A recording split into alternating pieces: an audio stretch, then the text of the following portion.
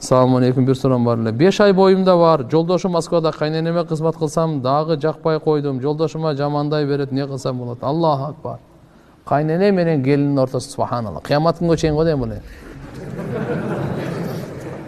Бул кыямат күнгө чейин жооп беребиз го дейм. Өлгөнгө чейин жооп берет болушубуз керек. Аллаху акбар. Эки жактан тең аша чабуу болот да. Эки жактан тең аша чабуу. Эгерде пайгамбарыбыздын айтканын эле аткарса кайнене, эң бактылуу кайнене болот. Пайгамбарыбыздын айтканын эле аткарса келин, эң бактылуу келин болот. Эң бактылуу келинди пайгамбарыбыз айтты. Эң бактылуу кайненени пайгамбар укуктар коюп. Ай, кайненелер, урматтуу кайненелер, келиндер силердин кулдарыңар эмес. Аны силер төлөгөн эмессиңер. Балдарыңарды төрөгөнсүңөр, кыздарыңарды төрөгөнсүңөр. Шарият ошо кимди төрөсөңүз, ошонун мойнуна милдет кылган, фарыз кылган. Бул келин сизге Алла Таала берген белек. Кандай белек? Элестетип көр, төрөгөн жоксуң, көтөргөн жоксуң, чоңойткон жоксуң, ха дегенде кызматчы алдыңа келип калды. Туурабы? Кудай берди да. Кудай берди. Эми ошонун кызматына ыраазы болуп, машалла деп мактап эле, алдап эле иштете бербейби? Мына менин келинимдей келин жок деп эле. Кылбай койсо бир нерсе деп айта албайсың. Эчтеке дей албайсың. Шарият боюнча. А бул өзүнүн апасы бар, өзүнүн апасына анчалык кызмат кылбайт, сизге кызмат кылгандай. Шарият боюнча өзүнүн апасына кызмат кылыш керек эле. Кээ бир келиндерди билем, машалла, өзүнүн апасына кызмат кылбагандай кайненесине кызмат кылат. Ошого да ыраазы болбогон кайнене тооба кылдым, Кудайдан коркуш керек. Ошон үчүн Алла Таала берген белекти машалла деп эле мактап эле кызмат кылып аткан болсо, боюна фарыз эмес эле дагы эле кылып атат. Рахмат келиним деп эле кой, болду.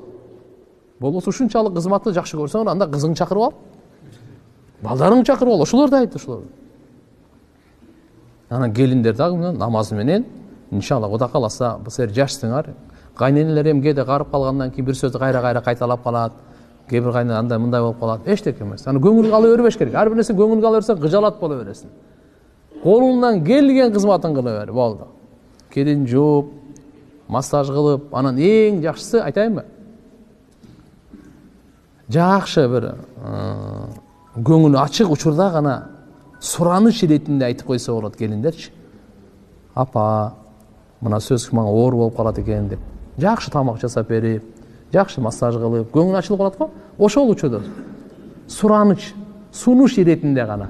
Ушу кичине мага оор болуп калат экен. Кудай кааласа мен сизди жакшы көрөм. Мына Алла үчүн кызмат кылып атам деп. Бирок кайненеден рахмат күтпөш керек. Кайненеден эч качан рахмат күтпөш керек. Алладан рахмат күт. Келиндер, Алла Тааладан кылган жакшы ишиңизге, айткан сөзүңүзгөчү ушуга сооп Алла сөзсүз берет. Вообще кыжалат болбоң. Кудайым ушундай кылып берет, алхамдулилля, соопко чөмүлөсүз. Күн сайын сооп үчүн кызмат кылыңыз. Кайненеге кызмат кылганда Алла Таала сооп берет. Айткан сөзүңүзгө, кылган ишиңизге бардыгына кирин жууп берип атасыңар, төшөгүн салып берип атасыңар. Буга бирок андан жакшылык күтүп, андан рахмат күтүп, андай кылса рахмат айтпай койсо кыжалат болосуң да.